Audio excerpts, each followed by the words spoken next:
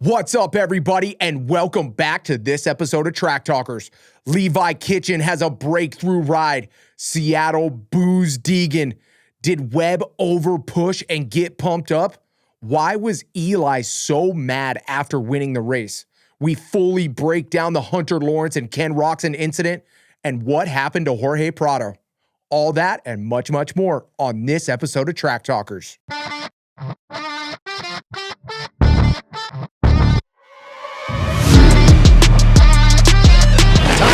Now from the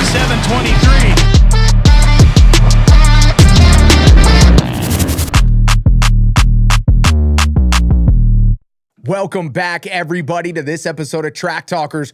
We're going to be breaking down Seattle Supercross this weekend. What a fun event. But before we get to that, as always, in studio, my brother, Tyler Entignap. Everybody say what's up. Ty, good to have you back in the studio, bro.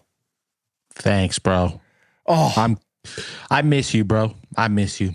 Dude, I miss you too. It's been a while since I've actually seen you. I know. We need to get you to the race. We need to get to the track or something, right?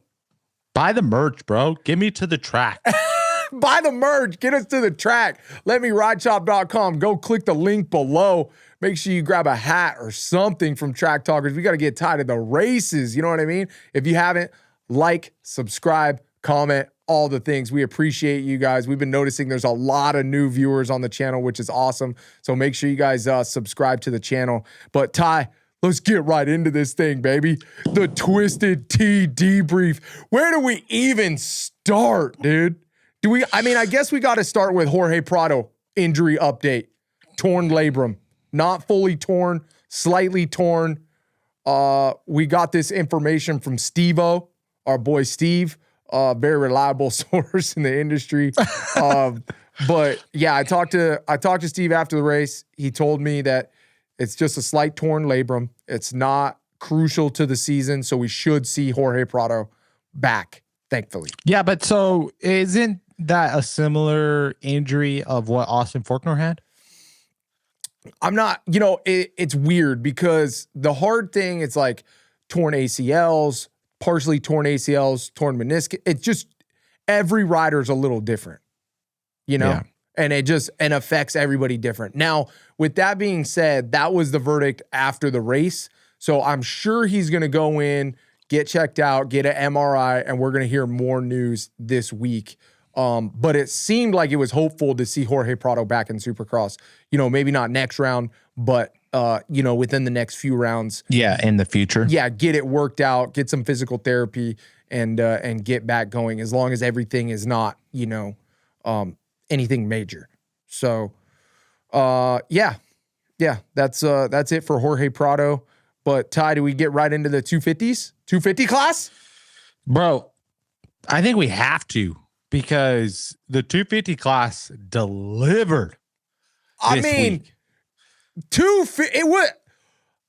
I say that, and then we think about the 450 main, and it was just like, I don't know how the night could have got better after the 250 main, but somehow it created more drama. So we're going to get right in this thing. We got so much to talk about. 250 heat race number 1, hometown boy Levi Kitchen comes away with the win. Max Anstey gets the whole shot. Little uneventful. The track was nice and smooth. The boys were putting down hot laps. Ty, there's really not much to say about heat number 1, right? I mean, other than our boy Crockett Myers was getting 6th place in the heat race, bro, and the shout out on the broadcast. So pretty cool. We got a podcast coming out soon. Yeah, we do. Myers. We already did it. We got it done. It's going to come out this week for you guys. Crockett Myers for the midweek pod. It was so awesome. Such a cool dude. I can't wait for you guys to get to know him a little better. But shout out Crockett Myers. Awesome ride in heat number 1. Ty, let's go to heat number 2. And it brought the heat, baby. Right? We got to start out with our boy Lux Turner stepping it up once again. Showing everybody that he has what it takes, right? Bro, he's been crushing it. He's absolutely been crushing it. Like, okay, we knew coming into the season that Lux was going to be good. Obviously, we've talked about the injury. I don't want to be repeating myself too much, but either way, what I love is it's not like he's trying to go for the gusto and wad himself up. It's like you're just seeing these steady improvements week in and week out where he just keeps getting better. He keeps on inching forward. And now we're second place in the heat race. Right? Yeah, yes, we kind of got a gift from Hunter Yoder riding super aggressively with Michael Mosiman, but you had to be there to get the position. So exactly, Lux was looking really good in the beginning of the heat race. He was kind of missing some lines. He got caught by Hunter Yoder and Michael Mosiman, but he's been riding really good, and it pays off being closing up with those guys. But dude, I don't know if Chad Reed has been just talking to Hunter Yoder on just not letting anybody by no matter what. But my boy Hunter Yoder is riding aggressive in these heat races. Ty, you know what's funny, bro, is like I love that we think so alike but we're so opposite sometimes. You know what I mean? Like I feel like on some subjects we're like so aligned and like telekinesis or telepath, whatever that word is. And then some things were way off. But dude, I was thinking the exact same thing. I'm like, yep, this is 100% Chad Reed induced. And like, don't get me wrong. I don't think Chad, or maybe Chad's pretty gnarly. But I'm saying that Chad isn't telling him to take anybody out. But I think that knowing that Chad is over your shoulder and you have a guy like that is that good and knows his shit that well. And like, you can't make an excuse to Chad. That's the problem. You can't come off the track and be like, but dude, it was this and that and this and that. And he'd be like, no, bullshit. You should have done this, this, and this. And you would have. And he'd be like, oh, shit. Yeah, I mean, I just like the mentality. Like, as much as I'm like bringing it to light that Hunter Yoder is riding aggressive. It's something I actually agree with. I'm just bringing it to light. And it's not to talk shit on him or talk bad about him. I actually like riding aggressive in Supercross and making everybody work for passes. I think a lot of the times these factory guys expect you to let them by almost. Yes, exactly. Like I see these privateers fighting for position for the factory guys and they just kind of let them go on the outside where Ty, we haven't even got to Tristan Lane yet, my boy. I know, you know what I'm saying? But yes. Like, in these rutted tracks is definitely harder to ride aggressively, but there are a lot of corners like the when they were tripling on and off into that tight right-hander before the sand section is where Hunter Yoder and Michael Mosiman got together and kind of tumbled their bikes. But I really Hunter Yoder's been riding really good. Yeah. And rightfully so, he's been fighting for positions and he should keep on doing that. He's not Vince Friese and being a roadblock. He is riding with these guys on the same pace. So why not ride them a little bit tougher than than they expect? Well, Ty, you made a really good point and that's what I was thinking about too, is like when you're at the level that Hunter Yoder finally is at, he's at that really tough transition point. You know what I mean? You're not faster than Mosiman yet, in the long run. And maybe not like 1-for-1 sprint lap, but you're fast enough to see him and get a glimpse of what's going on. And when you get to that level, there is, there is this like food chain that you get sat into. And if you don't break that food chain at some point, then you're not respected, Yes. And this was him going, no, sorry, Mosiman. And two, that's like all these guys are going to see that. Levi's going to see that. McAdoo's going to see that. All the other Star Racing guys are going to see this. Everybody on the East, West Coast is going to see what happened this weekend. And they're going to know that Hunter Yoder isn't playing games. And that's the way he's going to ride now. And he wants to be up front. And he really believes that he should be up front. Now, I don't necessarily think that he should have went that far on Mosiman. You know what I mean? But with that being said, whatever he thinks he needs to do within himself to get to that situation, to be that guy and get over that hump. Because, dude, Ty, how do we even explain how hard it is to get over that hump of like turning into the next guy? Dude, it's it's like it's so hard because it's the hardest thing you can do in your career. When you started out, you put yourself into this category, like whether you like it or not, you just mentally like you put yourself in the category of just like, all right, let's make the main events and let's be, top 15 or top 20. Yeah. And then now you're making strides to be up front. And now you're seeing the jerseys and the names on the back of the jerseys that you're like, oh shit, that guy's really quick. Oh shit, that guy's quick. Oh, that guy's actually not going super fast. Why is he leaving the door wide open? And it's just like, now Hunter Yoder's like, well, if you're going to leave the door wide open on me, I'm going to take that space away and show you my front wheel. Yeah, and let you know I'm taking that space. Exactly. And from now on, Michael Mosiman is going to be thinking about Hunter Yoder when Michael Mosiman comes up onto Hunter Yoder and be like, oh, damn, I better watch myself. I better race this dude like a true top 5 competitor that Hunter Yoder is turning into be. Yeah, and not only that, but like I said, is everybody's going to be put on notice from that race alone. It's like, and like not jumping ahead or anything, but it honestly gets me excited to see Cody Schock in this 250 East Coast coming up next weekend. Dude, right? That's exactly what I'm like, dude. I'm expecting a win, like out of the box, heat race win, and then pull off some main event wins and be in a championship legitimate hunt. Yeah. Right? No, for real. I mean, if you got the 2-2 on your bike and you're getting trained by 2-2, and I'm seeing what I'm seeing out of Max and Hunter Yoder, boy. The bike's there. The aggression's there. We know what to expect from what Chad's saying to these guys. Yeah, it's on. Yeah, we're expecting big things. Yeah, it's on.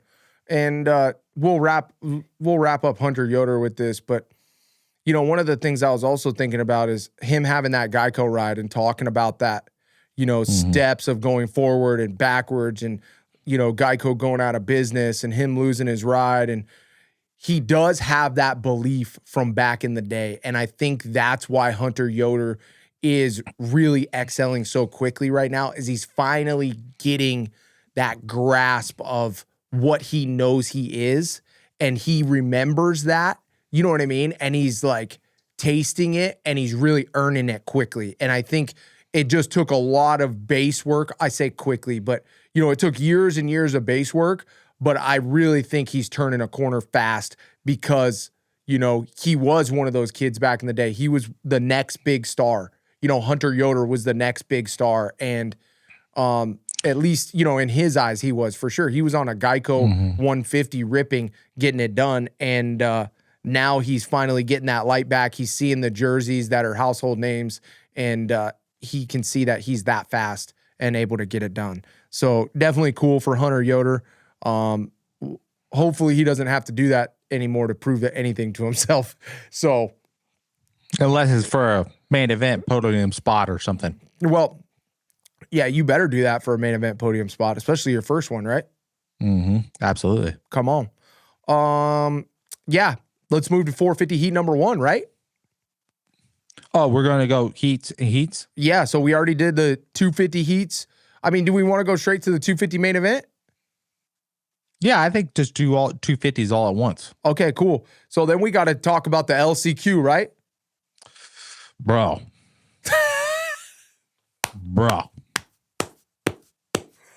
Round of applause for our boy Revin, dog. Right?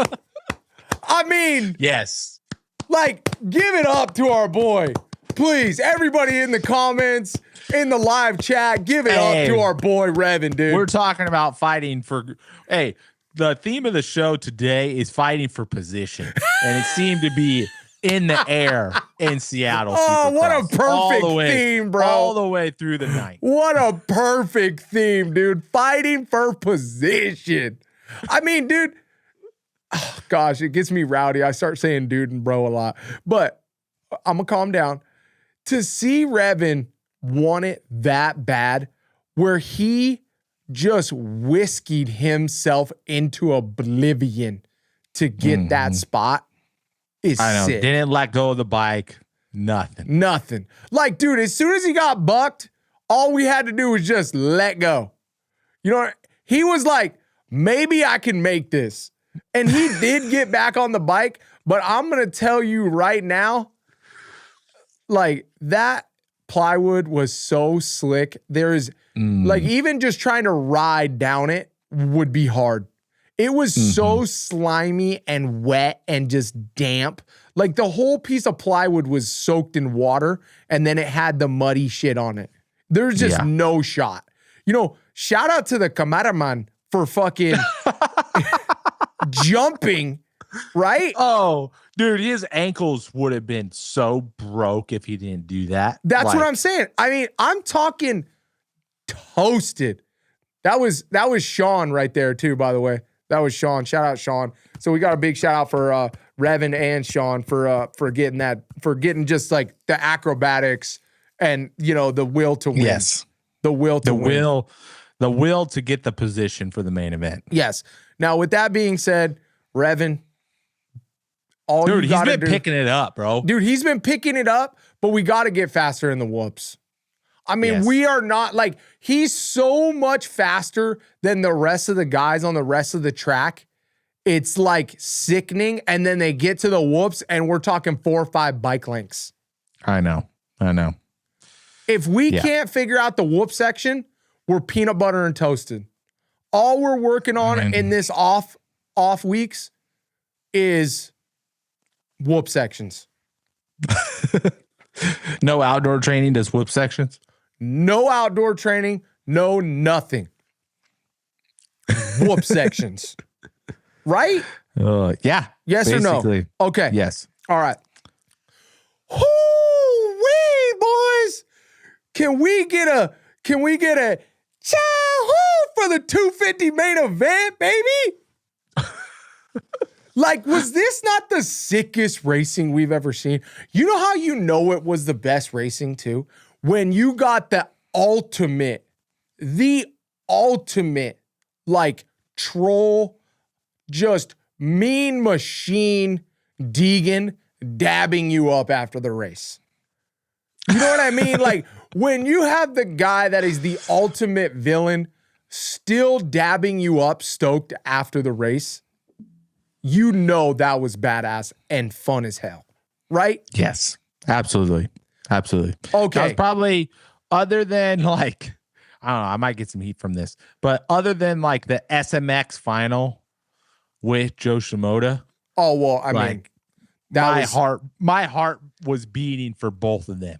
It was like so intense, like with them battling, with the Red Cross flags, with all the ruts, with how slow the racing was throughout the track and how technical it was. Like literally anything could have happened. Like there was so much time to be lost and then so much time to be gained too when you hit the right positions. And dude, Kitchen was ripping to catch Deegan, and then Deegan kind of let him by, and then Kitchen was riding really good and kind of stretched it out a little bit. And then Deegan just somehow turned the afterburners on, figured out a few lines, got a little loose, and started catching them. Well, you know, that's man, there's so much to talk about. Because first of all, the one big thing that happened was the Red Cross flag, right? So what happened was I was like, oh, even if Kitchen wins, he's getting docked because he doubled on the Red Cross flag. Kitchen, he did? Kitchen doubled on the Red Cross flag. Yes. Not the big double, the little double. Because you know how there was the double and then the corner and then the actual big double? Well, they had the Red Cross flag out on that double landing, right? Oh, okay. So they could clearly see it. So Kitchen, the first time, Deegan goes single, and then turns single, right? Doubles in, single, turn, single. Well, then Kitchen catches them by going double, and then rolling the big double, right? But then the next lap, if Deegan would have kept rolling, he probably could have won by default, which isn't what you want to do. But the next lap, Deegan doubled because I think he's seen Kitchen double. You know, he noticed Kitchen doubled because that's how Kitchen gained so much time too. Because Kitchen doubled on that Red Cross flag when Deegan didn't double on the Red Cross flag. Gotcha. Now, you couldn't see that very clearly on the broadcast. Yeah, and I'm sure they probably didn't want to show it in case something went down. You know what I mean? And Like, too, I don't think they're gonna say like, "Oh, yeah, exactly. They're Levi trying gets not a to say that. double." Yeah, Like, they're trying not to say that. You know what I mean? Less controversy. But either way, that's what happened. But I will say this. When Levi was behind Deegan, regardless of the red cross flag, Levi was faster. He was catching him. But they had no. I wasn't arguing that point. Yeah, no. But, I was just reinstating that. You know what I mean? Okay. You said that clearly. But with that being said as well, Deegan was coming into lappers. You know what I mean? Like and that's when Levi really started catching him. And that's when I was like, oh shit. Because really what happened was Levi then got past Deegan. Deegan fully let him by, which it was hilarious because everybody in the press box was like, oh, Deegan is going to this is going to be sick, Kitchen. It's going to be a gnarly pass. And I'm like, dude, there's no shot Deegan doesn't let him by. Like, Didn't you think before they even came together, you're like, oh yeah, Deegan's going to move out of the way, right? Didn't you think that? And it's like, if you're not how quick Kitchen caught him, like Yeah. Deegan knew exactly where he was at. Yes. And it's like, as a racer, you knew, I guarantee you, all the racers knew he was going to move out of the way and not make Kitchen pass him. Because Not make him pass him hard. Yes. Not make him pass him hard. For position from the front. Yes. Because you can't see, and there's so much on the line for Deegan in that point. He's got the red plate. He's got a big points lead. He knows he's the fastest guy. He's healthy. I think you're also going to miss not hitting the lappers first. Being able to see where Kitchen is going faster. Exactly. And you just got caught by Kitchen. So Deegan's good enough where he's not going to be worried about giving up the lead. He's just going to be like, all right, well, let's see where Kitchen's, has a few better lines, and then he'll hit the lappers first, and I'll be right there. And Ty, you bring up the exact next point I was thinking as well, is Deegan is the type of guy that he knows that he has so much talent, and he's so confident in himself and in his riding. He knows that 99.99% chance in his mind, Levi Kitchen isn't faster than him. So how is Levi catching him? He's got some better lines somewhere. You know what I mean? Yes. He's got better lines. So what Deegan did was move out of the way, didn't let him hit him and get that gap, didn't get hurt, didn't do anything weird, gets right behind him, finds the lines that he's missing, and look at what happens. Gets right up on him. And like you said, not only that, but Levi hasn't been in the position all year long or even very often to know what it's like to navigate through lappers and still have to be faster than Deegan. I mean, he had to be faster than Deegan and navigate through lappers. It's too tall of a task to ask for a guy who hasn't led as many laps as Deegan has, But they still made it a really good, fun race to watch. No, in my eyes, it was one of those races where it was a coin toss who was going to win. Like, yes, you could give the advantage to Deegan because Deegan has won more, but I really believe that was a coin toss. That was one better takeout away, or one better checkup away from Levi Kitchen pulling that off. I mean, one lapper moves the wrong way and this race could be totally different, which is like literally a flip of a coin. And I think that's why everybody enjoyed the race so much, because it was like, dude, both the boys really rode clean. That was a clean race. It was cool because it didn't remind me of Houston where it was so fast that you just had to get up next to the guy, really stop him. And then if you could get even like a 3 bike length gap, it was lights out, right? Because it was so fast and so smooth that was gone. It was like there was so much opportunity, so many little mistakes going on. The track was so gnarly that, at any moment it could go back and forth and just yo-yo like that. And I think that's what was so cool is It just made the racing slow itself down, like Levi Kitchen said in the press conference, and they were just going back and forth so much, and you really didn't know who was going to win, because I didn't think they knew who was going to win. I think it was really just up to chance of like who got the right pass at the right time. Yeah. Anything else? I mean, no, I think we covered it pretty well on the 250 main event. All right. So 250 main event. Oh, and Max Anstey got on the podium. Shout out Max. Great ride. Max Anstey got the whole shot too. Yep. Max Anstey got the whole shot. Uncle Ty. Mm. Uncle Ty. Max Anstey got the whole shot. Oh. He's not going to be able to get another one. What? Because remember, I was talking shit last week about how he's not that's going right. to get a good start. Yeah, and now that's he got right. a whole shot. Yeah. So he's not going to get, you're saying he's not going to get another one? He's not going to get another one. Okay, on gotcha. the 250 shootout, he's not going to get another one. So that means hopefully he'll get one. We know what it means. We know what it means. Okay. All right. This is the last time I'm going to break it down for you. Yeah. Thank you. I appreciate that. 250 main event. Hayden Deegan, first place. Levi Kitchen, second place. Max Anstey, third. Ryder DeFrancisco, fourth. Cameron McAdoo, fifth. Michael Mosiman, sixth. Max Volan, seventh. Hunter Yoder, eighth. Parker Ross, ninth. Carson Mumford, 10th. Joshua Varese, 11th. Lux Turner, 12th. Avery Long, 13th. Crockett Myers, 14th. Aiden Shive, 15th. Matty Jorgensen, 16th. Nico Koch, 17th. Hunter Schlosser, the boy, 18th. Preston, I don't even know how to say Preston's last name. I'm not even going to try. 19th. Lorenzo, 20th. Logan Leitzel, 21st. And Justin Rodbell, 22nd place. Nice way to wrap it up. Points lead right now, minus 35 for Max Anstey. Is it even, it's doable if there were something to happen. You know what I mean? Knock on wood, that doesn't happen because we don't want that. It's still doable. We don't want to go to the 450 class too soon, too. So exactly. Yeah. Anything else you want to talk about? I mean, McAdoo's a dog too, right? That dude just keeps getting at it. I mean, yeah, but he kind of looked a little off all day. His qualifying was off. He didn't really look that comfortable in his heat race.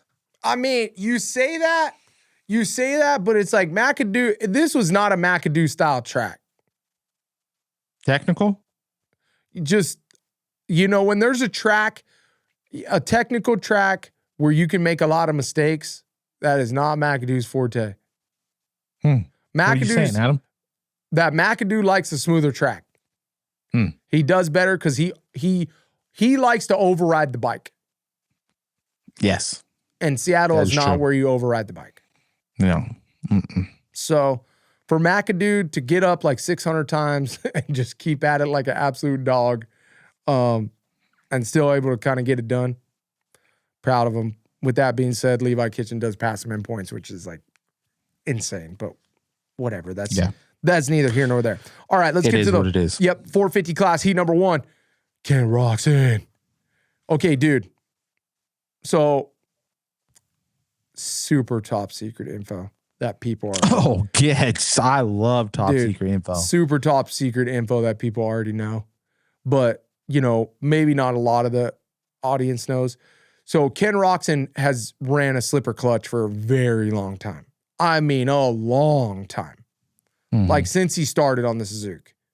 But one of the big things. Can you explain to everybody what a slipper clutch is? Yes, there's a different, to be honest, I don't really know what a slipper clutch exactly is, but what I do know, is it has a different internal hub that when the bike, when you're off the gas on the bike, it lets the bike totally loose like a 2-stroke. So it's like a neutral. You know what I mean? It's like when you let off the gas, it like puts it in neutral almost. So that makes a lot of sense for how Kenny rides. Yes, there's no engine braking. So Kenny really, really likes that. But the downside of the slipper clutch is it doesn't grab as well because the way it disengages and engages more often. It doesn't grab aggressively. Yes, it doesn't grab as aggressively. And so Kenny is, he's normally a really good starter. And he felt like he hasn't had the best starts. And he just felt like he's hitting and nailing it and he's not getting the whole shot. So before Glendale, he put in the regular clutch in his bike. So he put it back. So goes to Glendale first weekend, wins on the regular Hinson clutch. Oh, shit. Yeah, so bad weekend, next weekend, switches to the just regular clutch basket, regular normal, gets the whole shot, wins the race, comes out this weekend, heat number 1, whole shot, wins, son. Hey, bike shuts off right before and then kickstarts it and then just, oh, shit, yeah, right? Yes. I didn't even see that part. So that was on the broadcast? No. Bro, his bike completely shut off and then he was kickstarting it while the board was like getting up there with like 10 seconds left. And then he starts it and then looks down at the gauge drops and goes bop, and then whole shot. Bro, he's used to the slipper clutch, dude. He's not used to. He said he didn't even set his start map. There you go. He wasn't used to the slipper clutch, dog. I mean, the regular clutch. He said it was the data says that someone hit his kill switch, so they just changed the whole entire kill switch out right before the main event. That's why we have you on the show, Ty. This right here, this is why we have you on the show. Okay. I'm not even at the race, I know that. So where are you at? I know, dude. It's so hard at the races. I don't want to we'll get sidetracked later. Justin Hill, dude, rode good. That was right? I mean, I know he it's rode more really good. I just wish in my RM fantasy, I wish he would have got 12th. Well, I think 12th was really... Sorry. I think, no, he got 11th. Jason Anderson got 12th. There's no way I was picking Anderson for RM fantasy. No, nobody was. Not for 12th. It was a weird night. But either way, Justin Hill looked really good in that heat. Like, finally, okay, we're back, baby.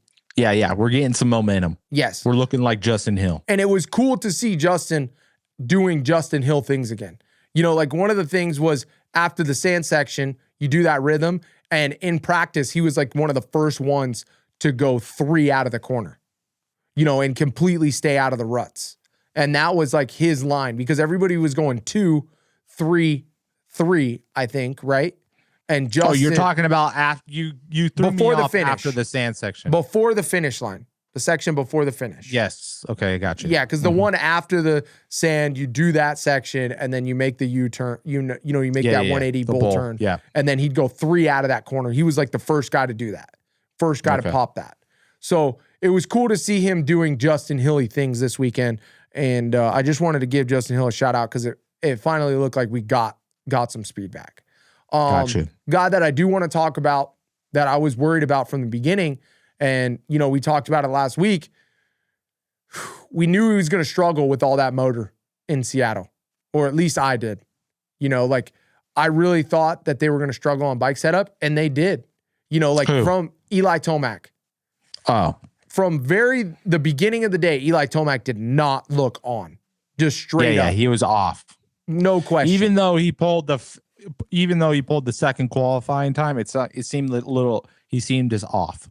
Yes, and when he pulled the second qualifying time, it was on the last lap. You guys can go check that out on Track Talker's Instagram page. It was. We're the only one that has the lap of Eli Tomac. We are, huh? RDL didn't even catch it. So if you want to look for the fastest laps, bro, go to Track Talker's Instagram, bro. I am telling you. I got informed You're this weekend. killing it, dude. You're killing it. Dude, I got informed this weekend from multiple riders that are like, dude, I go to your page all the time, the Track Talkers page, and go look at the hot laps because I don't know how the fuck you do it, but you catch the right hot lap every time. I'm like, hell yeah. I'm like, hell yes. Like, dude, I am not kidding. It's for the riders, dog.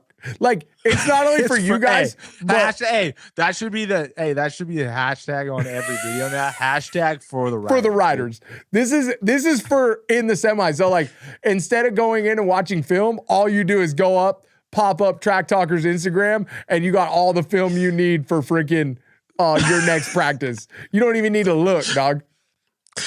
You don't even need a film guy. Whatever iPhone you got is actually doing a really good job because you're like zoomed in and you can see the lines and seeing where everybody cuts down and shit. You're like, damn, I wish I had this while I was racing. Dude, like I got it pretty dialed. And too, it's funny, Ty, because it's like you just look and you know by rider intuition what's going on and what are the moving pieces and where it's all coming from. And I know it sounds so weird, but it's like subconsciously, you kind of know what's going to happen before it happens because you've done it so many times.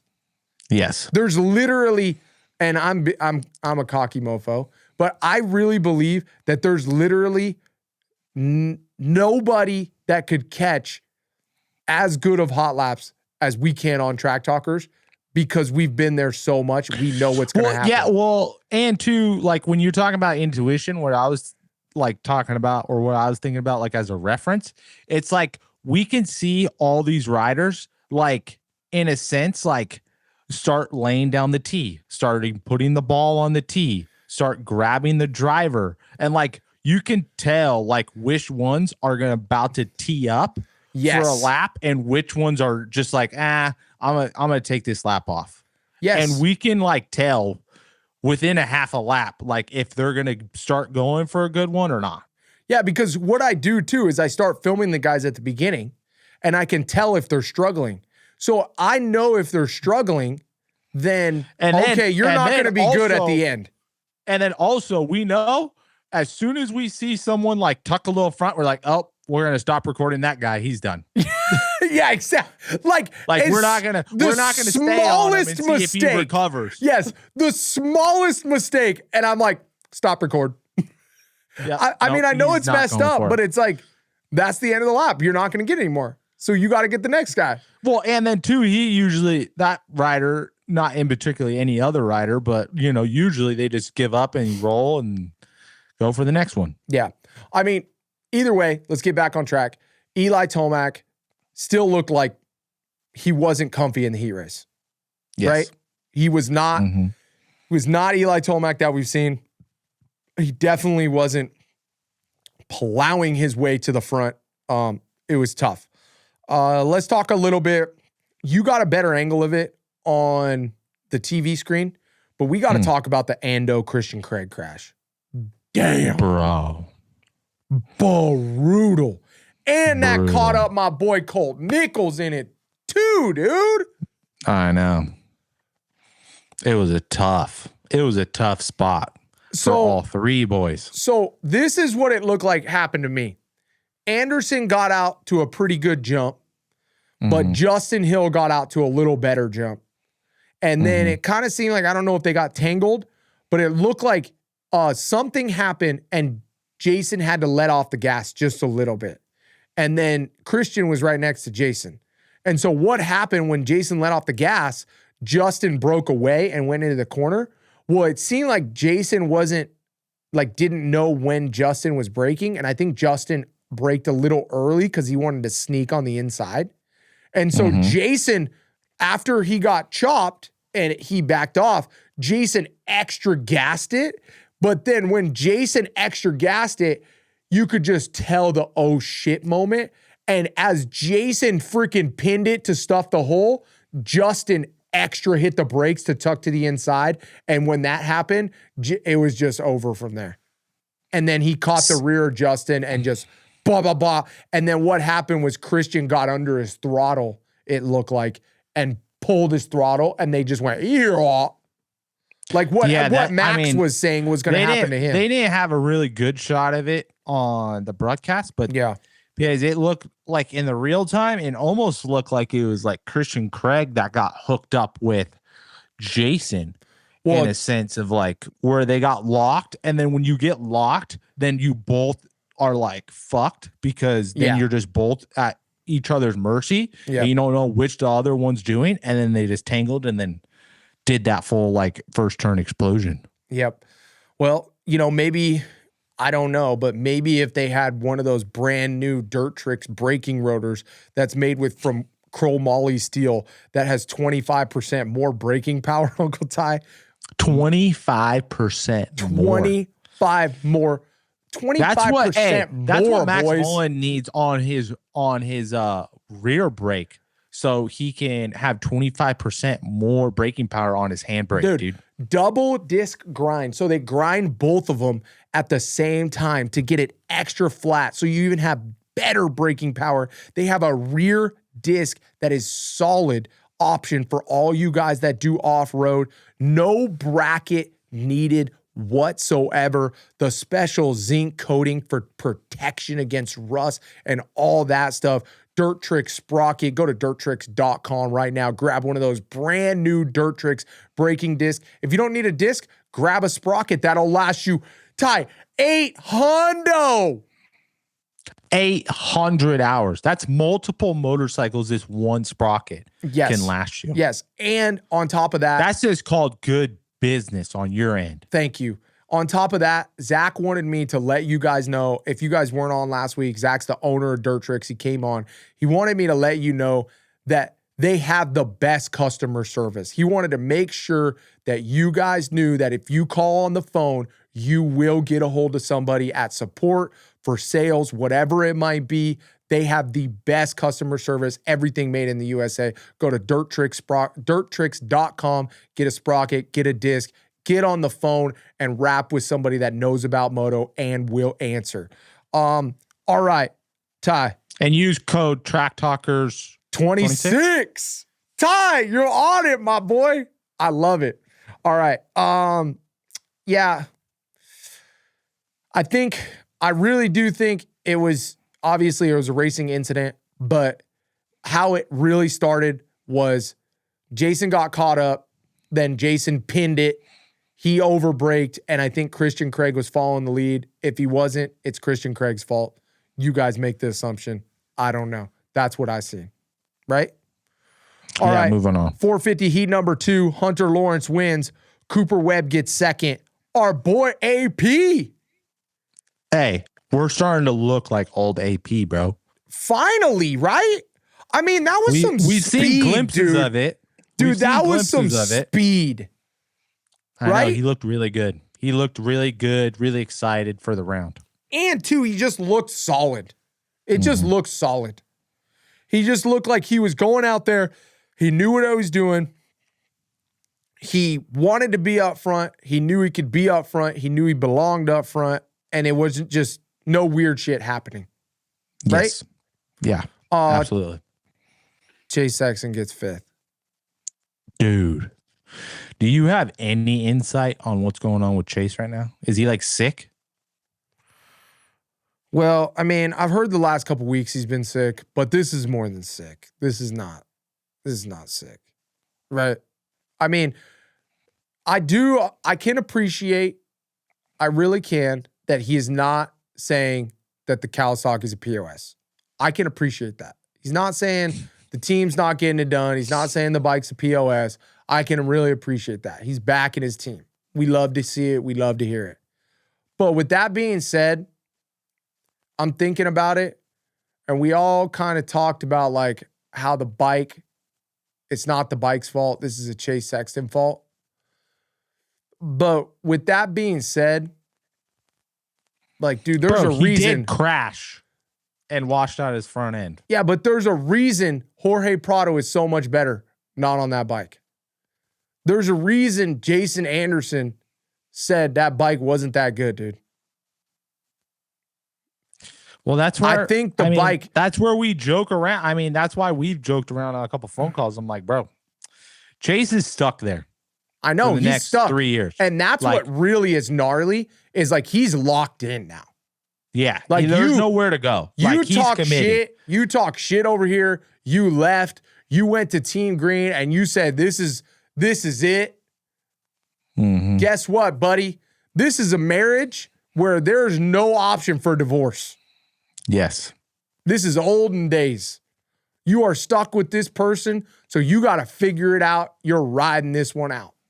Yeah, and Chase has got to figure out because I honestly, knowing more and more and looking at Chase go bike to bike, I really think that Chase is kind of lacking on what he thinks he needs out of a bike.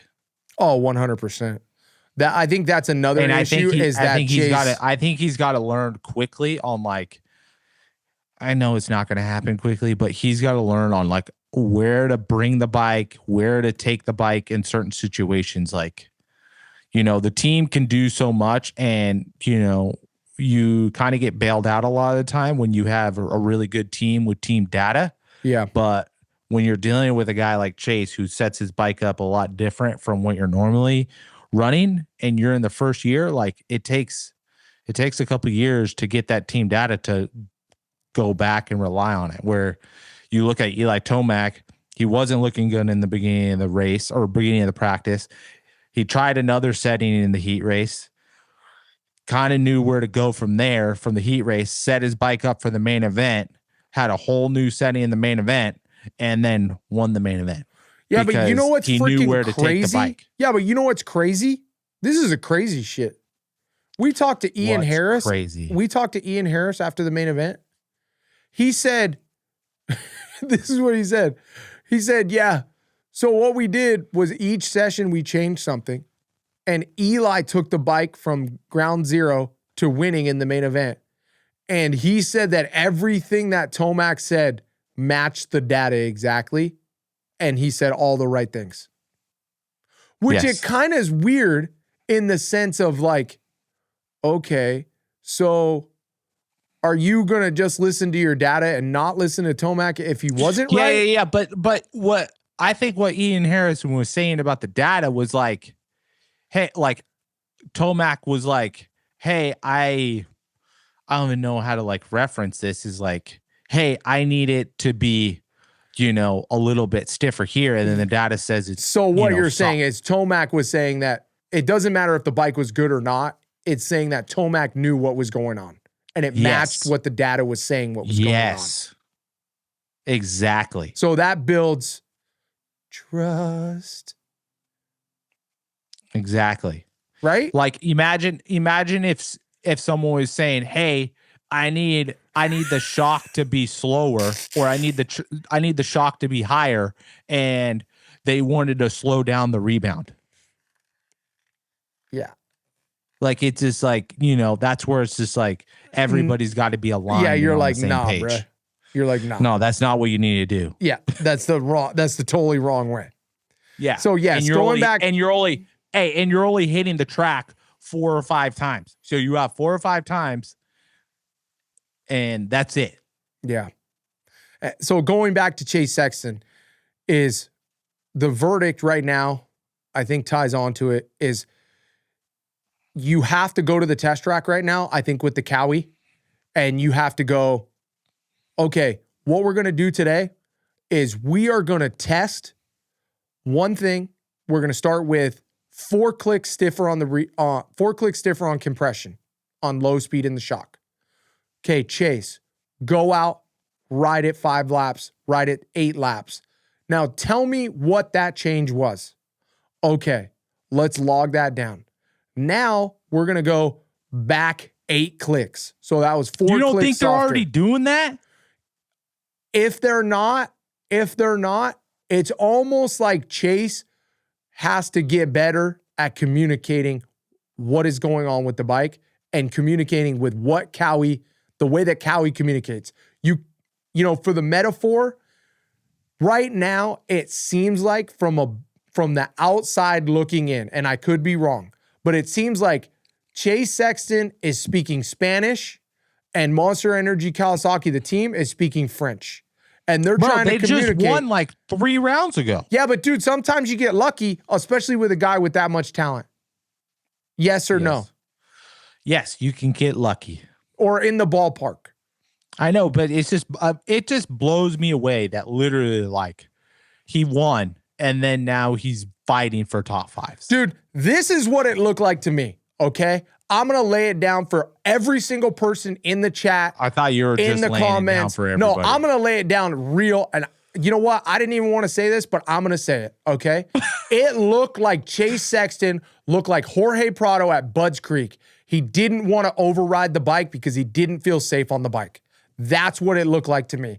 Chase Sexton is riding the bike half-assed because he don't know what the bike's going to do, and he's not comfortable on the bike. Yeah, but that's what it looks like to me right now. Yes. Because he ain't hurt. He ain't fucking, it's not, nothing's going on, dude. And Chase Sexton is not putting his whole heart into it. I know, and but you know how understand that. sketchy those tracks are. Yes. Especially that one. Yeah, but dude, Like, we're if you're talking not- about hey, Chase Sexton.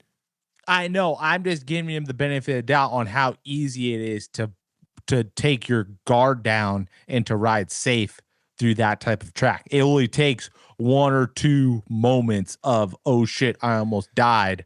I'm going to back it down. And you can, if you're not feeling comfy, you can have an oh shit moment every freaking lap. Yeah. No, I mean, I get it.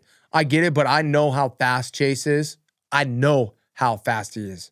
And what I'm seeing out of qualifying, he's not pushing that bike.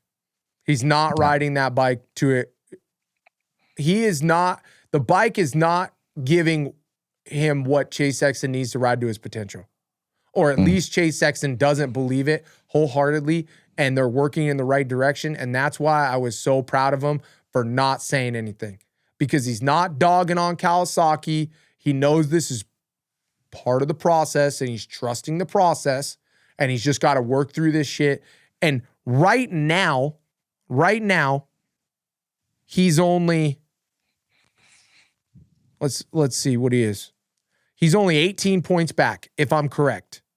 I mean, that's like a miracle. So in the 450 class, Chase in the grand Sexton, scheme of things, that's not bad at all. dude, that's not bad. We're still in it. We're not out of it. Cooper Webb just a minute ago was 25 or 24 points back. Yeah, but Look at how fast that switched. I know. He's only 18. We could be talking all this smack. They find something in the next 2 weeks. He goes on a 3-race win streak, and all of a sudden he's back into it.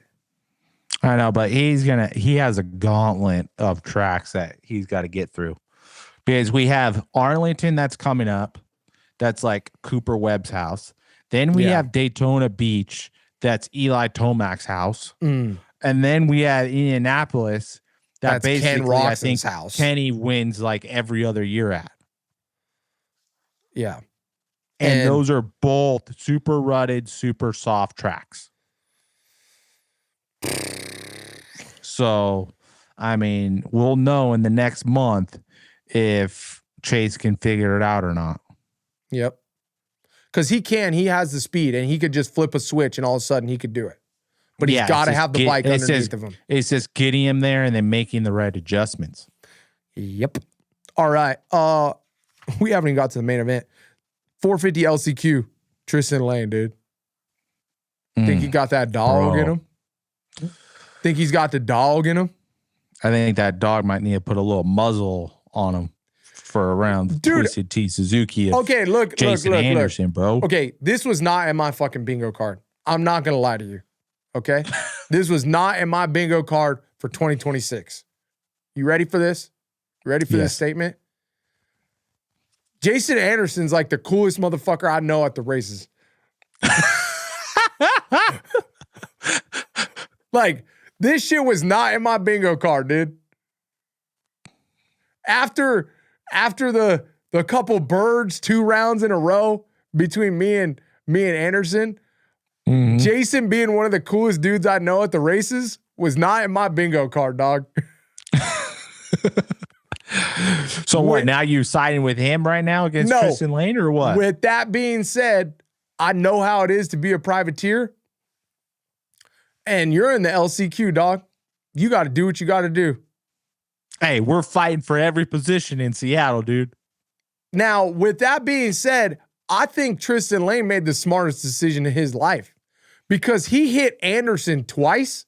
And then after the second time, he seen Anderson was coming and Dude threw the white flag and completely let him by like 6 bike lengths. Because his ass knew the next corner, Jason was going to take him to the cheap seats, bro. He knew it. Oh, dude. Smartest decision of Tristan Lane's life. Tristan rode a great race, dude. Like, yes, he did what he needed to do to make the main event. And he kept himself in the fight the whole time. By not letting Jason by, it pushed himself forward. Does he need to get that aggressive and hit him that hard? I don't know. It's the LCQ. LCQ, crazy shit happens. Look at Revin Gordon. Crazy shit happens. I mean, dude, you seen me, dude. I took out 2 dudes in one corner. Viral moment in Supercross. Yeah. Hey, I've KO'd some dudes in the last corner. That's what I mean. All right, let's get to this 450 main event, bro. Oh my gosh. Oh my gosh. Dude, okay. How about Cooper Webb getting the holy, dude? Dude, okay, I wanted to start out right there. Okay, so Cooper Webb gets the whole shot and he puts it down. I mean, puts it down. I'm talking blows my wig back, puts sprint lap. We have never seen this from Cooper Webb. Am I wrong or am I right? I think we've seen it. You've seen Cooper Webb in the 450 class pull away in the first couple laps like he was Ken Roczen. I mean, out of all the races, you're saying that there's not one time that Cooper Webb Okay, Uncle Ty. Yes, Ashley. Ash Money, my wife. Ash Money, my wife. Hey, that was like that little brother card coming out, all right? You know, I'm just... Okay, we've maybe seen it once or twice ever, but it's not very often. Mm-hmm. Yes or no? You're right there. Yes. We can move on. Okay, thank you. With that being said, do we think, for the lack of a better word, he blew his wad? And that's why he got pumped up and lost the race? No, I don't think so. I disagree. You can't take a diesel engine and not heat up the glow plugs in ice cold weather and just pin it. You put wear and tear on the thing in the long run. You know what I'm saying? Yeah, but the problem is with that, I don't think he lost it there, is what I'm saying. Like, I think there was more opportunities after that he got past that he could have made the triple on, made a couple more rhythm sections, changed his lines up a little bit, maybe went to the jumping line like Justin Cooper was and did like the signature Cooper Webb thing and had opportunities to catch back up to Eli Tomac and pass him again. But yeah, I think Cooper Webb's going to look back on this race and look at those things that he could have evolved with the track, changed his lines a few times, and he could have been better than Eli. I really think that. Because Justin Cooper was freaking ripping and he was jumping through the whoops. Like, imagine if Cooper Webb started jumping through the whoops and found that jump line. Like, Cooper Webb would have felt so much more comfortable doing that instead of, skipping through the whoops and kind of not being the fastest guy and losing time. Yeah. Now, here's a thought that just came into my head. Do you, instead of it hurting him by blowing him up and, getting his heart rate up too fast, do you think Cooper Webb is just the guy he's obviously really fit and good at the end, but do you think he's just one of those guys that isn't as creative as Jet, where he's come from the back so much that he didn't even realize how much he learns from coming from the back, and maybe he adapts quicker than everybody, but maybe he just has to see it.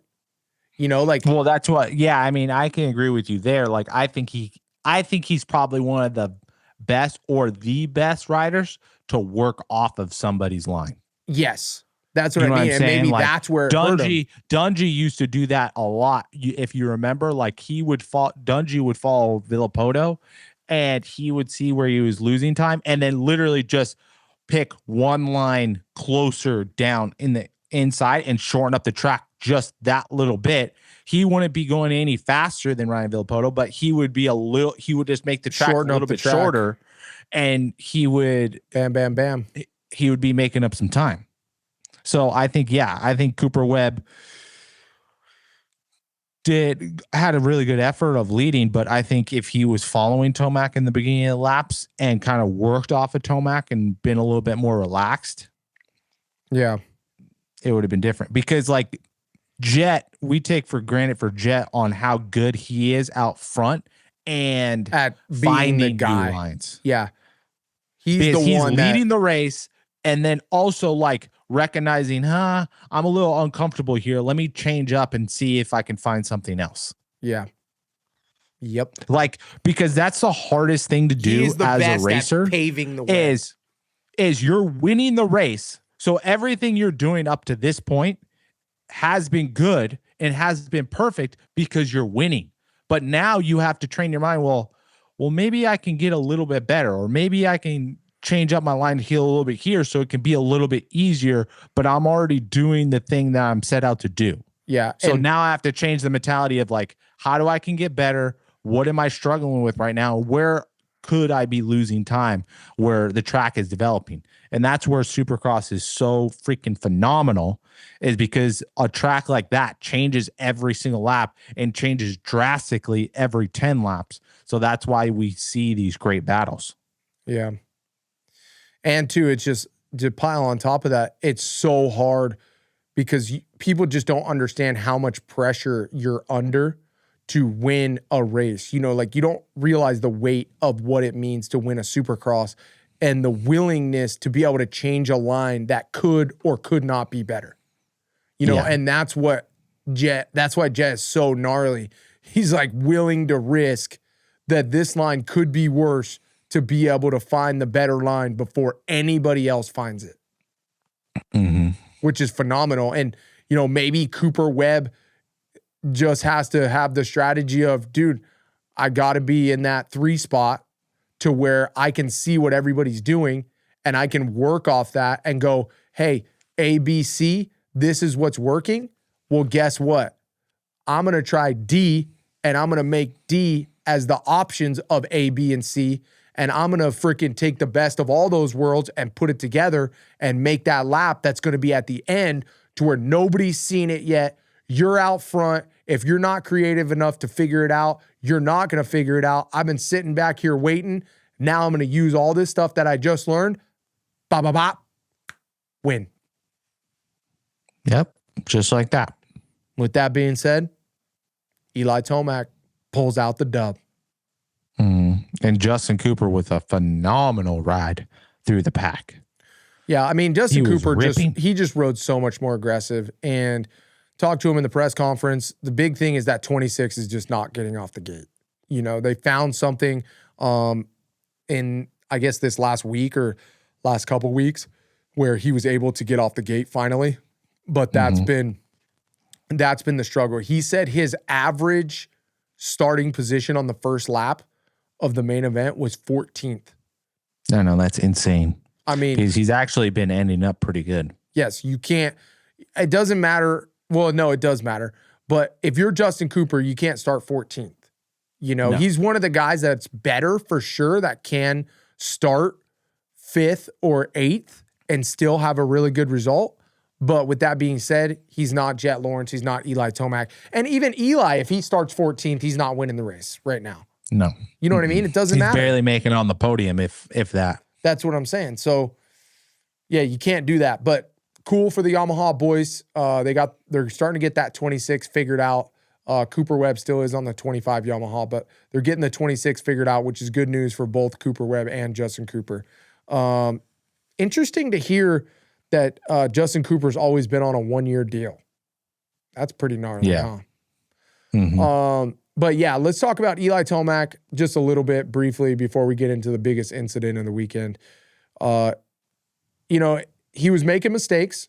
He definitely wasn't perfect, but he pulled it out. Right? He just made it happen. And I'm saying that's that old man strength and experience coming into play. Right? I mean, yes. Definitely the old man strength and then the old man like mentality. And then just pulling lines, dude, from the rafters, bro. Just still making the triple on all the way until basically 2 or 3 laps ago. Yeah. I mean, that was just jumping that big so rhythm crucial. out of the sand section. Yeah. And then also like doing the roll single and then doubling and getting on the off jumps of like that long rhythm section before the finish line. Like, dude, so much experience, and then using all that experience all in one race and putting it all together was just phenomenal to see. It's definitely going to be hard for these guys to beat a Tomac like that. Yeah. Well, boys, I guess we got to get to the most depressing part of the night. Todd, just take it away, bro. I thought we were going to discuss this in Moto Court. Dude, we are going to discuss it in Moto Court, but we got to hit on it right now, right? I mean, bro, the boy Kenny. I heard in the press conference in an interview that what was it, lap before, he hit a double and then he kind of like got totally like cross-threaded, hit the bar pad on his goggles, got totally discombobulated. That's how Hunter caught him so quick. And then Hunter saw blood coming in the sand corner. Hunter already made a pass, I believe, on, was it Chase Sexton in that same corner? Like in the laps prior. Mm-hmm. And he probably thought he could pull it off. But, dude, I don't know what Hunter was thinking, dude. He was so far behind Kenny and just absolutely plowed him. I mean, dude, this is what I'm fucking saying, dude. Just plowed him. Like, okay, so here we go. I was fucking good. I wasn't that good, but I was good at racing Supercross, right? Ty, you were decent. Yes. I knew when I was going to take somebody the fuck out, and I knew when I wasn't. And I knew how to kind of make it look like I squidded out, and I kind of knew how to not make it look like I was squidding out. Okay? With that being said, we're pushing on. Oh, you think Hunter squidded out? Oh, dude. You heard him apologize, right? I didn't hear him apologize. Yeah, he apologized on the podium. He's like, yeah, I was crashing and I fucking squidded out. I didn't. Hey, I would have died laughing if he said it squidded out. He did. No, he didn't say squidded out. He said it was a mistake or whatever. Either way, I don't care. Whatever.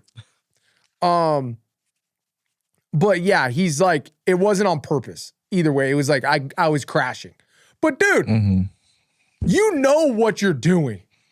I know what I was doing. If I'm going in to make a pass like that, you know what happened? This is what happened. I'm going to tell you right fucking now, peeps. Ken Roczen's coming around the outside. I'm Hunter Lawrence, and I'm coming out of the corner, and I'm like, oh, I'm going to make the pass right here. I know I'm faster. I know I got this shit. Blah, blah, blah. I'm coming in the corner. And you look at Kenny, and you're like, oh, fuck, he's a little far out front. I'm already too committed to this shit. And so you give it a little extra gas because you know your ass has got to go even faster. And then he gave it extra gas, and he's so tired that he just went and clipped something, got all fucking squiddly, and just fucking realized right last second it was way too late and just plowed his ass. So yeah, it was a mistake. You're right. It was a mistake. But you knew before the pass it was marginal.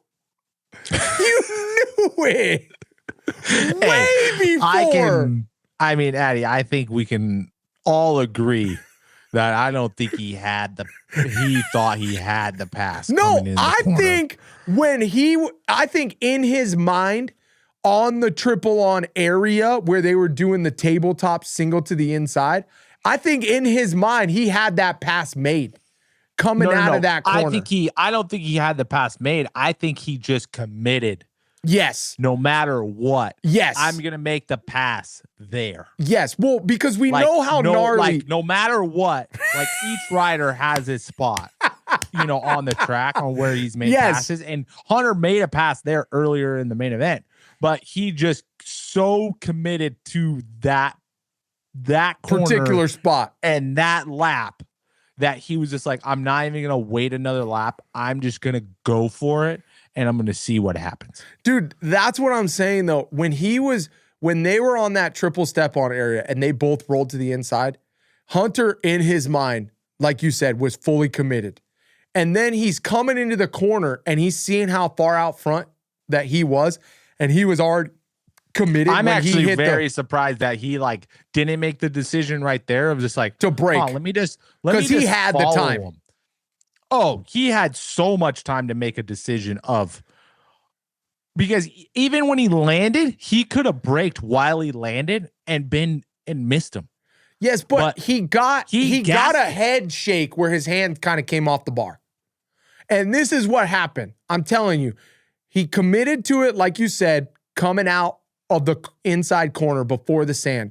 Then he gets to the beginning of the sand and he's like, oh shit. Away. Yes, but he gets to the beginning of the sand and he realizes Kenny's ripping around the outside. He's not going slow.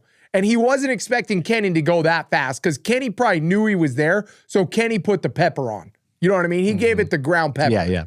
And so Kenny went even faster and he was committed. And so he knew when he got to the beginning of saying, he's like, oh shit, I got to give it the berries. So he really whiskeyed himself to get the pass done. And then he whiskeyed himself so hard that he came off the bars and just boom. And then it was over. When he knew the pass wasn't going to be made at the beginning of the sand, when he was going into entry and he seen Ken just pinning it around the outside, he could have braked. He didn't. He was full commitment, dog. Full red plated. Fully red plated. I mean, dude, it worked out. It worked out for him. Hey, that was second place in the championship, bro. I just wanted to have more of a gap. I mean, he doesn't have more of a gap anymore, right? There's no more gap. I mean, with Kenny. Against Kenny. There's more gap. Against Kenny. Right? Mm-hmm. Yeah. All right. Geez. Is there anything even else in the 450 class we need to talk about? No. Not really, right? No. Mm-mm. All right. 450 class. Eli Tomac wins. Cooper Webb gets second. Justin Cooper third. Hunter Lawrence fourth. Chase Sexton fifth. Malcolm Stewart. Bro, dude, you're gonna go through all of them again? No, I'm not. But I just wanted to say Malcolm Stewart's got the dog in him, dude. Broken scapula, the crash that literally sucked the soul out of him. Hey, he left his body on the track with his soul implemented in the dirt, dude. Oh, that's awesome. AP 7, number 7 got 7th. All right, we'll leave it there. Ken Roczen ended up 10th, right? Just a tough weekend. All right. Well, we appreciate all of our sponsors, Twisted Tea, Dirt Trick Sprocket. If you haven't, go to dirttricks.com, grab a brand new sprocket or one of their discs. Use the code TRACKTALKERS26 to get a discount. Stan Benson Racing. If you haven't, go to Stan Benson Racing Instagram. You can go on Stan Benson and check out where you can test ride the brand new Cove motorcycle. And they have a huge stock of brand new 2026 TLD gear. Go to the website or go to Bakersfield, pick some up right now. If you can't do that, at these Road to Mammoth races, Stan Benson Racing will be there with all brand new 2026 TLD gear. Make sure you guys grab that. Guts Racing, if you haven't checked out their new RFI seat, check it out. It's in between a gripper seat and absolutely no grip, and it's that perfect middle ground. SKDA Graphics and Dylan Young Enterprises out of Paso Robles making a big splash in the Track Talker community. We appreciate all of our sponsors. If you can, make sure you help them out. Support the show. Every time you buy something, it helps us. Helps us keep going, helps us make more content for you guys. So we appreciate that. Thanks to all of our sponsors. Yeah, Ty, are we going to get right into Moto Court? Yeah. Let's do it. Court is in session. Oh man, Ty, I'm so excited. I'm so excited for Moto Court. You want to know why? Because I finally get to be the lawyer on the opposite side to absolutely drown you and win my case. Okay, Moto Court. The case is up for trial today. I love this one.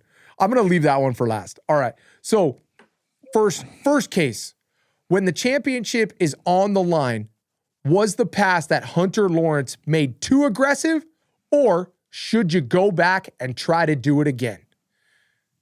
Court case number 2, was the pass on Hayden Deegan too early that Levi Kitchen made? Should he have waited?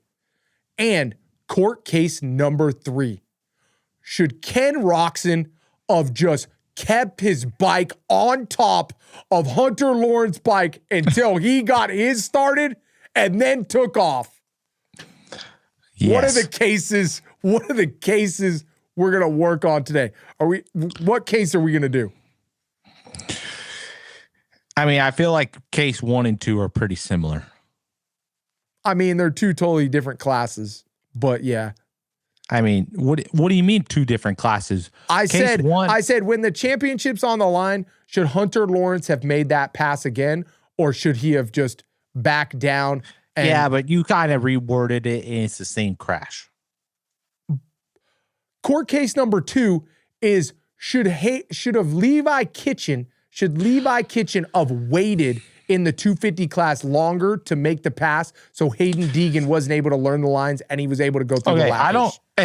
I don't need that attitude from you, okay? Case 1 and case 2 are both about Hunter Lawrence and Ken Roczen. Yes or no? No. Case number 2 is about Deegan and Levi Kitchen. Case 1 and 3, I mean. Oh, yes. Yes. Case 1 and 3. Sorry. Yes. Order in the court. Order in the court. Okay. So we're arguing that one. Okay. We're arguing which one? The Levi Kitchen? No, absolutely not. Should Ken Roczen have stayed on the top of his bike? Is that what we're arguing? Yes. Okay. Well, then I say yes. Because I never get to do Moto Court. Okay, fine. I mean, I'll get the bottom one. I don't even know how I'm going to argue this, but yeah, I'm going to argue it. Oh, all right. Here we go. Minute and 30 seconds. Let's get this thing going.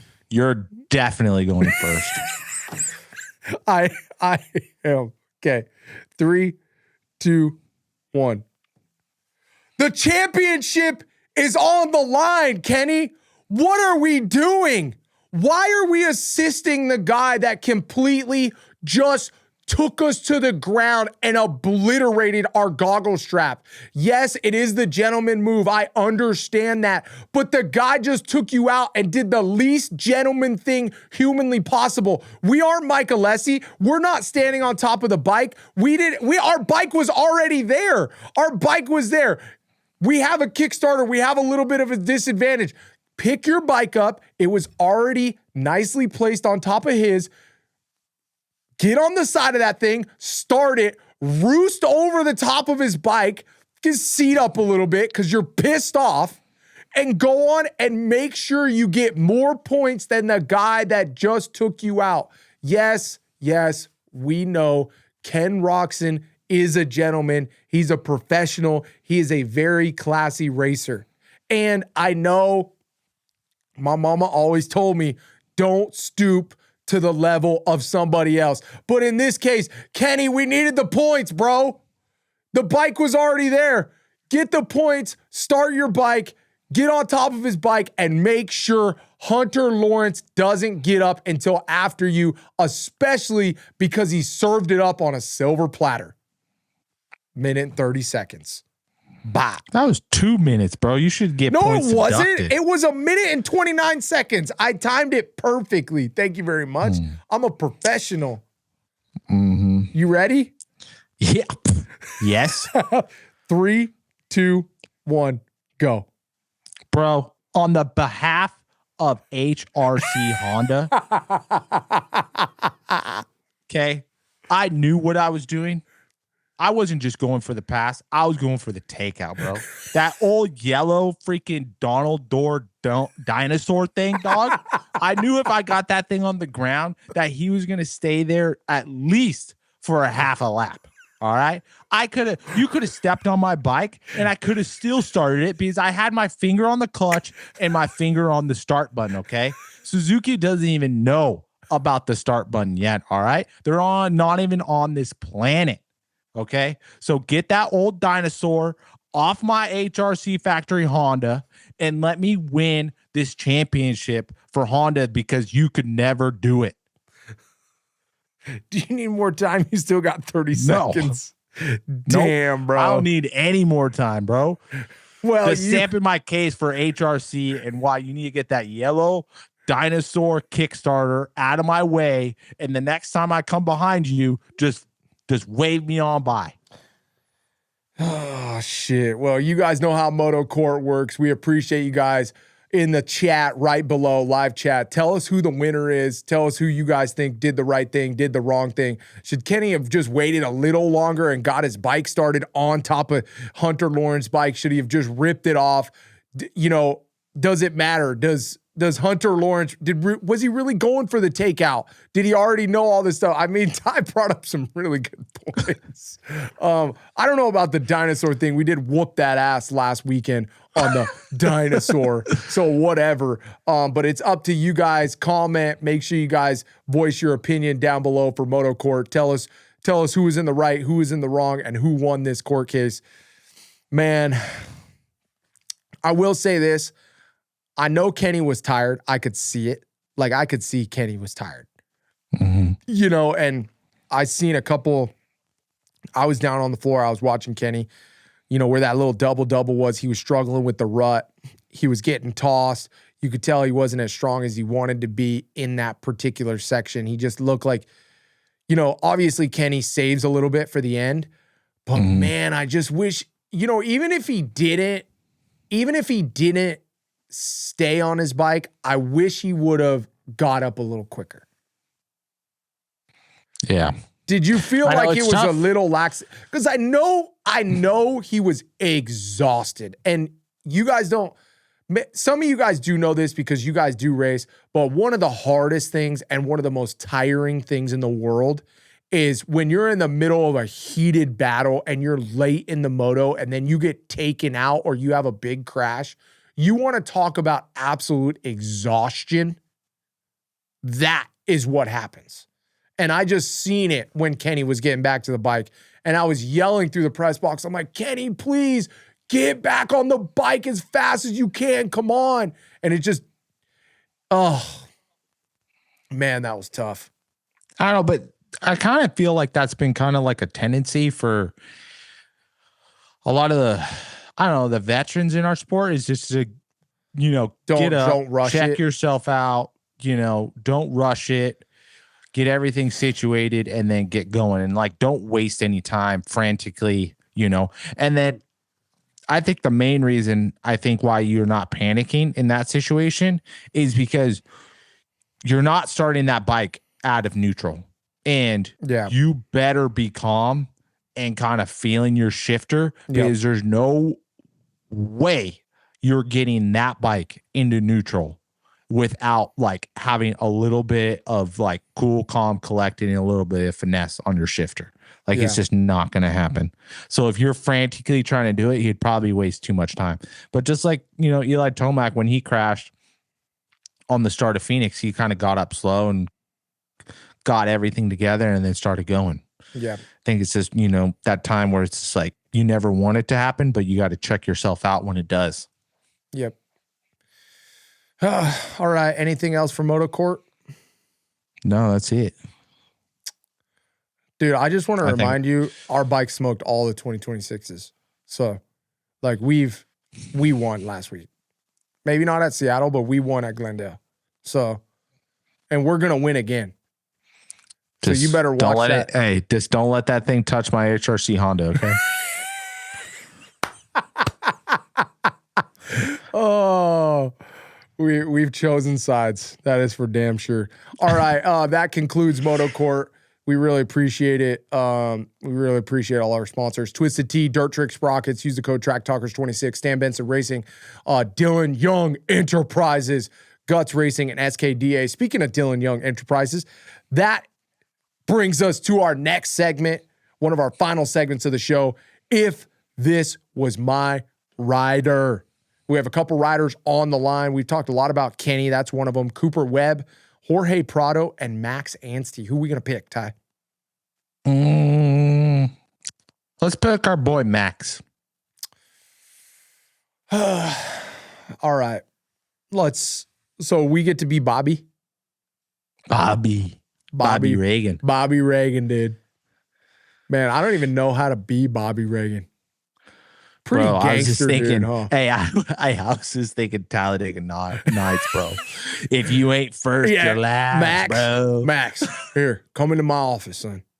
I'm going to tell you right now, we live by one single quote here at Star Racing.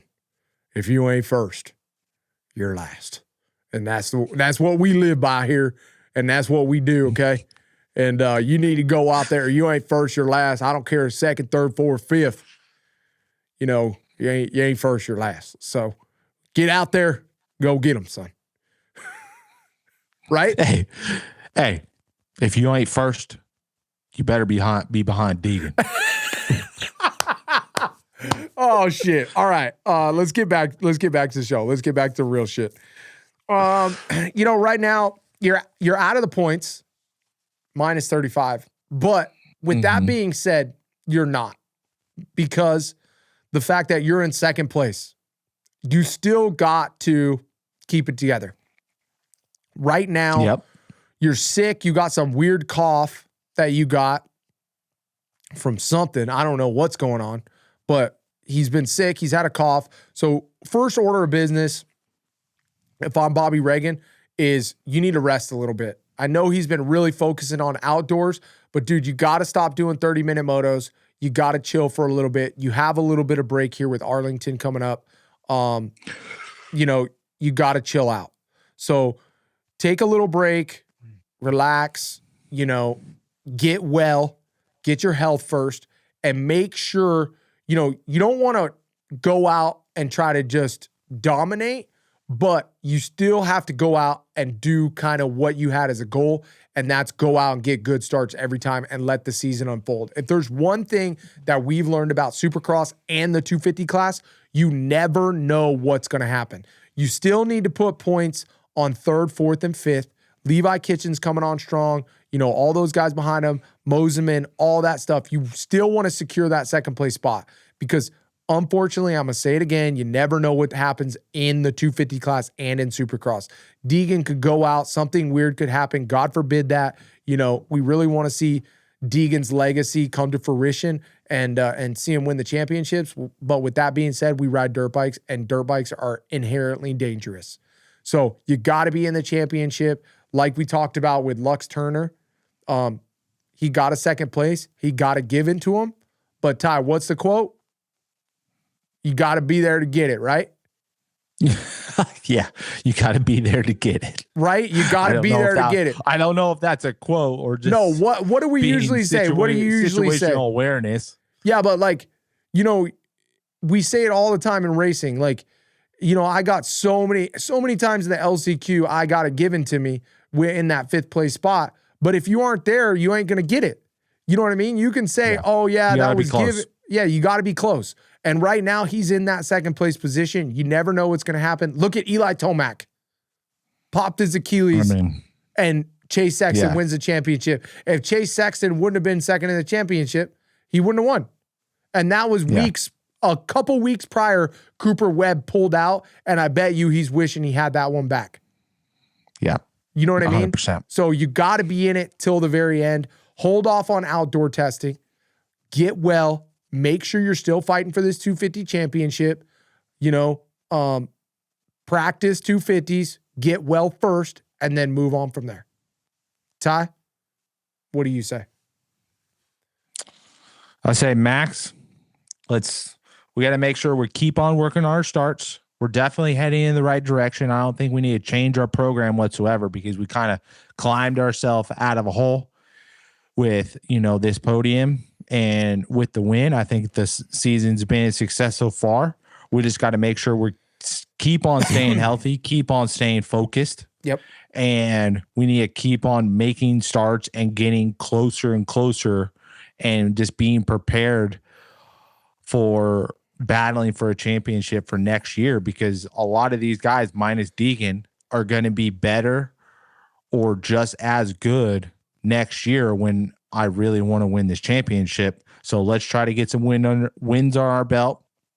Let's try to really focus on these East-West showdowns and making sure we're out front and we're up front where we want to be, and still learning for next year and just the bike setup and just all the tracks. Yeah. Yep. I mean, So yeah, that's just the bottom line, right? mm-hmm. Because I mean, you can't be complacent and be down on yourself like, oh, my season's over. Like, there's still like a lot to learn. Yeah. And a lot to just get ready for. And like we were talking about with Chase Sexton, is just building that data for next year when we are fighting for the championship. Like, what are we doing? Take notes down. Like, what worked today? What didn't work today? You know, or what could I have done better? Like, how was the track developing? You know, and just making those mental notes. Just because, you know, Max is still fairly new. Like, yeah, he's been doing it for 3 or 4 years now, but there's still a lot that he can learn and get better at for next year when he's, you know, in that championship fight. And I think however the pieces fall this year, like, he's still majorly in it, but still just making it round by round and still focusing on things that he can get better at. Yeah, I mean, and that's what Max was talking about too in his post-race press conference, is like, he's still learning things. You know, and Max is one of those guys who likes to talk, likes to analyze, and he even admitted he's been over-analyzing a little bit, you know, and that's something you have to learn too. So write, as like you said, Ty, write as much information as you can down, learn as much as you can, but also, you know, look at the big picture, look at what's going on, because I'm saying next year he has to win the championship or he doesn't get a ride back on Star, right? Maybe not has to win the championship or no ride, but I'm saying next year is like, if you don't win, we got to kind of either look, okay, are you going to be maybe a possible 450 guy? Are we moving on? What are we doing? Right? Yes or no? I mean, not really. I mean, he could just be like a career 250 guy, you know, just like Jordan Smith was. You think that, I mean, I could see him being a career 450 guy, but do you think, how Nate Thrasher is right now? Like, he wins a couple races a year. Gets but Max is older than that, though. You know what I mean? Yeah, I know. But, you know, until he needs to move out. And Bobby, let's put it this way. If Bobby likes you, you could be on the team forever. Yeah. And I don't see Max going anywhere. If you're still winning races and getting podiums, like, he's going to find a spot. Yeah. I just really hope he gets to stay on Star, because it just seems like he fits that team well. But I want to see him win the championship, you know? And next year feels like, especially with Deegan being gone, feels like he could do it. But there's some kids that are coming up that are just phenomenal. Yeah, I mean, Ryder D is starting to make some strides to the top. Levi Kitchen should be way better next year without, you know, his kryptonite being there. Yeah. You know, a couple other kids are going to file up. Well, let's wrap this show up. We appreciate all of our show sponsor, Twisted Tea, Dirt Trick Sprockets. Go to dirttricks.com, grab a sprocket or brand new disc. Use the code TrackTalkers26. Stan Benson Racing.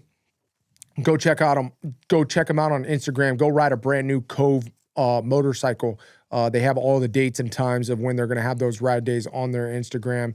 Go to their website, grab some new TLD gear, ETS fuel, Pirelli tires, Guts Racing, RFI, brand new style seat in between a gripper seat and a regular seat with no grippers at all. It's that perfect medium. It's the only thing that Chad Reed and his kids run now. SKDA Graphics, Dylan Young Enterprises, bringing you If This Was My Rider. But let's wrap this show up, Ty.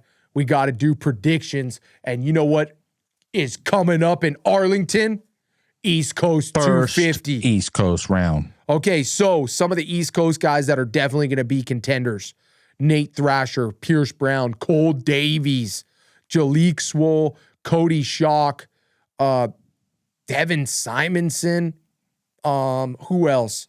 Let's see. Seth Hamaker. Cody Schock. Yeah, I said Cody Schock. Drew Adams. Right? Oh, Drew Adams is a good one. Seth Hamaker. Yeah, I just said both of those. Thank you very much. Well, I'm just going through my list too. Okay. But either way, we're bound to get some announcements of who's hurt and not hurt. Is Casey Cochran healthy? I'm not sure. I'm pretty sure he is, but I'm not 100%. It's been and then real Daxton Bennett silent. should be 100%, right? Yep, Daxton Bennett. Daxton's going to be ripping. Yeah, Gage Lingefield just got really just badly crashed. hurt. Yeah. Shout out to Gage. Sorry, bro. Sucks. Hate to hear that. All right, well, Arlington, Ty, 450. Make the picks. Come on. 450, go. Hey, I already know what you're going to chill. say. Okay, you've been taking your time all night long. Okay? I already know what you're going to say, so just say it. I know what number 1 spot is going to be. Cooper Webb. Thank you. Okay. Number 2 spot. Ken Roczen. Okay. Eli Tomac. Okay. Are we going top 5? Hunter. No, I think Chase Sexton's going to get 4th. Okay. And then Hunter Lawrence 5th.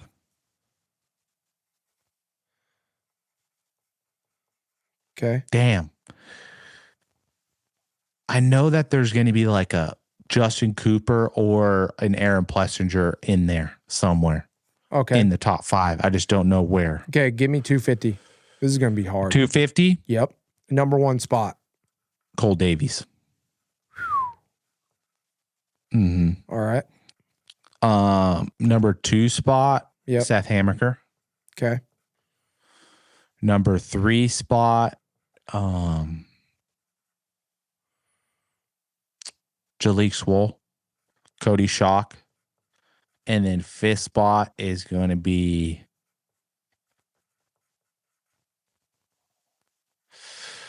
do I go Drew Adams or Do you go Daxton? Daxton or Casey? Yeah. I'm going to go Daxton. Daxton Bennett for 5th spot. All right. 450 for me. Cooper Webb. Okay. Okay. Cooper. Second place, Eli. Third place, Hunter. Oh, really? Yep. Fourth place, Kenny. Okay. 5th place, Chase. 250. It's just so hard. It's just so hard in the 450 class to not put any sort of that variation of those 5 guys. Yeah. I mean, yeah, that's a variation. Yeah. It's so tough. I mean, and 2, I could be totally wrong. You know what I mean? Like so easily. I know. Like Justin to be Cooper told, just got a podium and we're leaving him out of the top 5. I know. Like, and, what? And the hard part is like 2, all my picks will change the day of the race. After I see qualifying, I mean, not really. After I see You're going to qualifying, have some sort of variation of those 5. yeah, variation of those 5. But after I see qualifying, I'll really be able to tell you the pinpoint. I'll tell you the exact results. If I could play, I'd probably just win every week. Oh, okay. All right. Number 1 spot, Seth Hamaker. Number 2 spot, Cole Davies.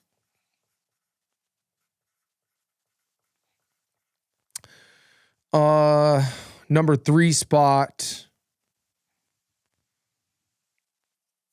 I'm gonna go. Let's shock the world, dude. Nate Thrasher. No, Cody Schock. Cody Schock. 4 spot. Damn. You didn't Pierce even Brown? you didn't even put Thrasher. I'm gonna put Thrasher in the 4 spot, and I'm gonna put Bennett in the 5th spot. Yeah, but you got it. I didn't. I also didn't Pierce think Brown is hard fucking about gnarly, dude. because we got on Star. You have Cole Davies, Pierce Brown, Nate Thrasher, and then I think you might have Cade Dudney. Yeah, but Cade's like, he's going to be stoked with a top 10.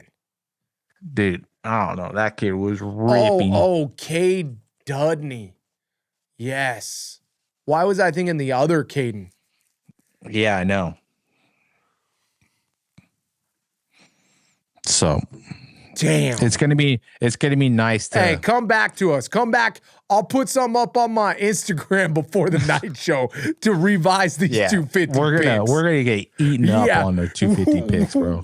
I'll revise the 250 picks after practice. I'll put it up on my Instagram. I'll do a selfie after practice. Look for my Instagram 250. If anybody wants to talk shit on our pick, you got to put your picks up right now. Then talk shit. Yeah. Then put talk your shit picks up in the 250s in your comments right now before you talk shit. Since you guys want to talk shit and you're so good, put your 250 picks up before you know anything. Yeah, because I want to have ammo against talking shit on you. I love it. Anything else, Ty? Anything else for the show? That's it, huh? We appreciate you guys so much. Thank you. Thank you for watching. Make sure if you haven't, like, subscribe, and comment. It boosts the analytics on the show. We appreciate you guys watching. You guys are so awesome. If you haven't, tell your friends, tell your bro, tell your sister, mom, grandma, grandpa, dad, aunt, uncle, whatever you got, tell them. The more people we got on the show is the more content we can make for you guys. Seattle 2026.